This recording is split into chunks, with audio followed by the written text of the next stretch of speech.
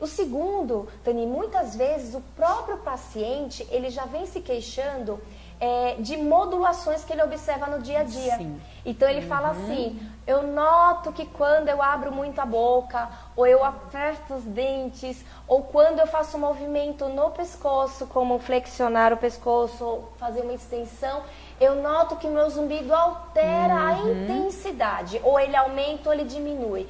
Isso, se a pessoa não trouxer para o profissional, para o médico pode perguntar isso, porque às vezes ele fala, é verdade, parece que muda mesmo. E também outra coisa que eu acho bem interessante é ver a relação do início do zumbido e a dor. Isso, cronologicamente. Cronologicamente. Né? Isso. Então a pessoa fala, eu observei que o meu zumbido veio logo após o início da dor, que começou uma dor e logo em seguida veio o zumbido, ou os dois vieram juntos.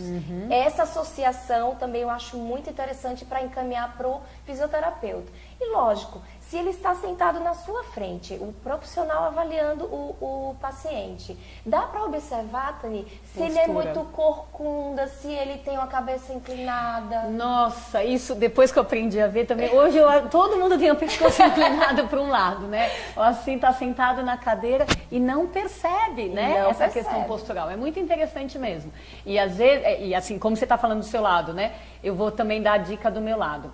Essa questão a gente acabou aguçando o nosso radar, né, de detecção desses casos somatosensoriais, que a gente chama, quando o zumbido tem a ver ou com a articulação da mastigação ou com o pescoço, por causa dessa questão da presença e do tipo de dor, né, da frequência da dor, mas também o que pra gente é uma dica preciosa?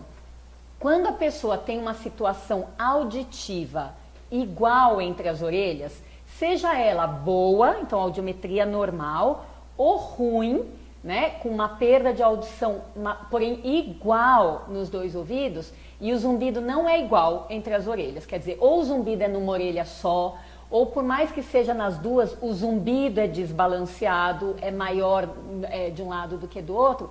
Esses são os casos que eu acho mais propícios. Claro, se tiver dor ou se tiver o erro postural, por exemplo, que a gente só de olhar já percebe, é onde eu mais acho que pode dar um samba legal de encaminhar para um fisioterapeuta e, né, coletar essa informação.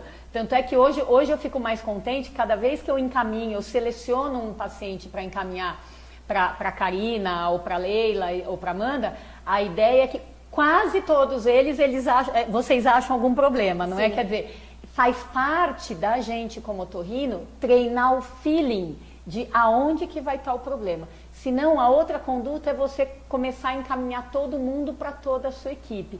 Eu sempre acho que acaba pesando um pouco nessa questão, pelo menos de tempo, né? E também penso assim na frustração do profissional. Quando você atende um paciente que você não é do seu terreno, ou não tem nada que você com o seu tratamento vai poder ajudar, até acaba, né, deixando a gente um pouco mais frustrado. Então, bom é aquele que você já viu que vai dar para fazer um trabalho legal. Agora, né? outra coisa também importante, Tani, citar, é com relação aos exames complementares.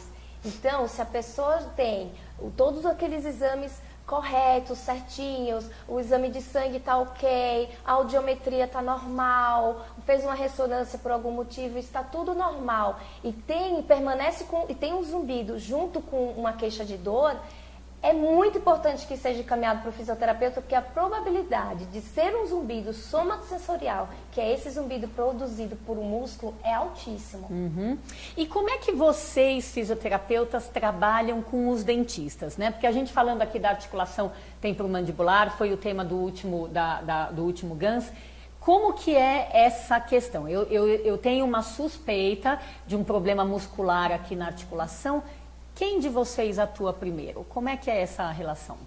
Eu acho assim, eu acho que se a pessoa puder, se o paciente puder ser avaliado pelos dois, no caso na mesma semana, seria interessante que os dois profissionais, tanto o dentista como o fisioterapeuta, se comuniquem. Isso é a primeira coisa que eu acho que deve se fazer entre os profissionais.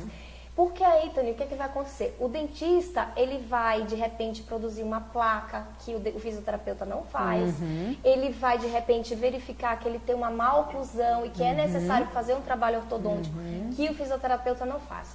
O que o fisioterapeuta vai entrar? Na parte de reabilitação muscular, que seria alongar o músculo, desativar os pontos gatilho, aliviar a dor desse paciente, e se ele tem alguma inflamação na articulação, a gente vai trabalhar dessa desinflamação, como através da eletroterapia, laser, ultrassom, o próprio TENS, que é o choquinho, o famoso choquinho.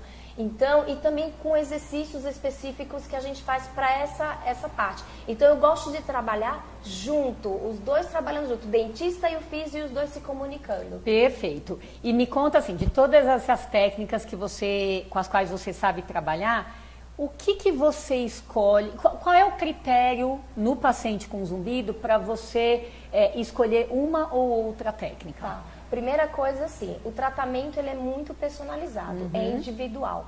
Por quê? Por exemplo, eu gosto muito de utilizar o agulhamento seco, que consiste em pegar uma agulha de acupuntura, atingir exatamente o ponto gatilho e tentar desativar através de movimentos ativos que a gente aplica em cima desse nó para ele ser eliminado. Então, tem pacientes que falam para mim, eu não gosto de agulha, eu tenho pânico, eu tenho medo e eu vou ficar tensa. Eu já não entro com agulhamento. Mas se ele não tiver restrição, você prefere Eu isso? prefiro inicialmente usar, porque é a técnica que eu acho que é mais produtiva, é mais profunda para tentar desativar, e eu acho que o resultado é muito mais rápido, porque ele é mais invasivo do que eu ir simplesmente com a digitopressão. Então, esse seria a primeira etapa. Agora, tem outra coisa, Tani, no caso dos pacientes que têm uma queixa de dor muito intensa, a intensidade da dor dele é forte, é uma intensidade nota 10, nota 9, eu procuro não agulhar no início, porque ele está com muita sensibilidade. Se a gente colocar uma agulha que não usa anestésico nenhum, né, diferente da infiltração, quando se faz, né, aplica uma xilocaína, alguma coisa assim, que o fisioterapeuta não faz. Então, ele está muito sensível. Eu procuro trabalhar usando a massagem, usando técnicas como osteopatia, como o próprio TENS, o RPG, se eu ver que é a postura que está provocando isso. Então, eu inicio fazendo essa dessensibilização, que a gente chama, para deixar o paciente mais resistente à dor. E como eu trabalho junto com médicos, me comunicando, tem certos casos que a gente conversa e a gente opta por oferecer, no caso, algum medicamento. No caso, o médico vai chamar o paciente e vai dizer, olha, eu vou prescrever um relaxante muscular para que o fisioterapeuta possa ter um ganho melhor na resposta. Tem algum caso onde a entrada com a medicação atrapalha o seu trabalho? Nos casos em que os pacientes têm uma sensibilidade à ciclobenzaprina, no caso, e o zumbido aumenta muito. Eu já peguei alguns casos. Mas no sentido, assim, por exemplo, de o médico usar a medicação e ele tirar, justamente porque melhora a dor, dele tirar o seu parâmetro de avaliação ou não? Não, seria interessante o médico entrar com a medicação após a avaliação do fisioterapeuta.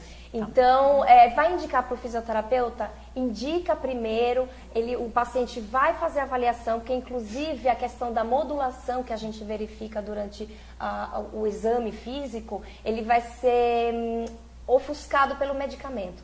Então, é interessante que o fisioterapeuta se comunique com o médico e fale, olha, de repente você poderia entrar com relaxante muscular, porque eu estou tendo dificuldade de agulhar, é um paciente extremamente tenso. Então, varia muito de acordo com cada um. Tá, eu mais do que ninguém sei que cada caso é um caso, cada tratamento dura um determinado tempo. Mas assim, para quem não tem essa familiaridade com os tratamentos fisioterápicos, o que você poderia dizer para quem está nos assistindo em termos de tempo de tratamento? Você acha que se você fizer 1 ou 2 sessões ele já responder é algo que te liga num prognóstico melhor ou não? Você precisa de 5 a 10 sessões? Como é que é essa questão na sua cabeça para tempo? Tá. Nós fizemos um trabalho e que a gente verificou essa questão do tempo, né? Então, Tani, a gente viu que em 5 sessões já dá para perceber se o paciente vai ter uma resposta ao tratamento da fisioterapia. E a gente também viu nesse trabalho que com 10 sessões o resultado foi melhor do que 5. Então, o que eu concluí? Que o paciente ele deve ter um pouco mais de paciência, saber que geralmente é um tratamento de médio a longo prazo. Eu tô com 2 casos que eles começaram bem devagarzinho uma melhora, digamos assim, o paciente tinha uma nota 8, que é uma nota, né, de 0 a 10, 10 sendo o pior zumbido, ou era uma nota 8, de repente baixou para um 7, 6, mas ficou naquela intensidade por meses. E agora, depois de 9 meses, a paciente está com a nota 1. Nossa, 9 meses, é bastante. Então é bastante tempo, mas Sim. ela teve aquela paciência, ela falou, olha, eu Perfeito. me sinto bem, eu saio daqui sempre melhor, eu vou esperar um pouco mais de tempo.